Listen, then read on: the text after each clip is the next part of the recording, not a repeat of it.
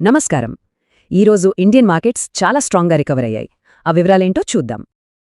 ఈరోజు main story market గట్టిగా bounce back అవ్వడమే.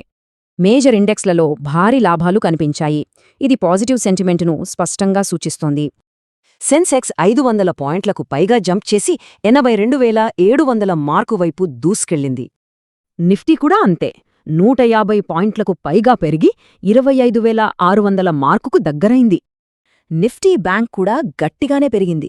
ఏకంగా 200 పాయింట్లు జంప్ చేసి 61,200కి చేరింది. మరి ఈ ర్యాలీకి అసలు ఇంజనేది? ఐటీ సెక్టర్ నుంచే బలమైన రికవరీ వచ్చింది. Large mid cap IT stocks అన్నీ దూకుడుమీదున్నాయి. ఈ పేర్లు నిఫ్టీ 50 చార్టుల్లో టాప్లో ఉన్నాయి. ఈ ర్యాలీకి కారణం వాల్స్ట్రీట్లో ఏఐ భయాలు తగ్గడమే. దాంతో గ్లోబల్ క్యూస్ పాజిటివ్గా మారాయి. ఇప్పుడు కొన్ని స్పెసిఫిక్ స్టాక్స్ చూద్దాం. కొన్ని పెరిగాయి, కొన్ని పడిపోయాయి. చాలా డ్రామా నడిచింది. ఇదే మార్కెట్ మిక్స్ ట్రెండ్కి మంచి ఉదాహరణ. వేదాంత పెరిగితే స్పైస్ జెట్ మాత్రం బాగా పడిపోయింది. ఇక ఉషా మార్టిన్ షేర్లు కూడా 6% పైగా లాభపడ్డాయి. ఇది నిజంగా చెప్పుకోదగ్గము. ఎల్ఎన్టీ కూడా లాభపడింది. వాళ్లకు సుమారు 5,000 నుంచి 10,000 కోట్ల భారీ ఆర్డర్ వచ్చింది. ఇప్పుడు సోలార్ సెక్టార్కి వస్తే ఇక్కడ ఒక ఆసక్తికరమైన కథ ఉంది. అంతా యుఎస్ ఇంపోర్ట్ డ్యూటీల వల్లే. ఈ డ్యూటీల వల్ల యుఎస్కి ఎగుమతి చేసే విక్రమ్ సోలార్ లాంటి కంపెనీల షేర్లు బాగా ఒత్తిడికి గురయ్యాయి. కానీ ఇక్కడే ఉంది అసలు ట్విస్ట్. ప్రీమియర్ ఎనర్జీ స్టాక్ మాత్రం ఏకంగా 9% రికవర్ అయింది.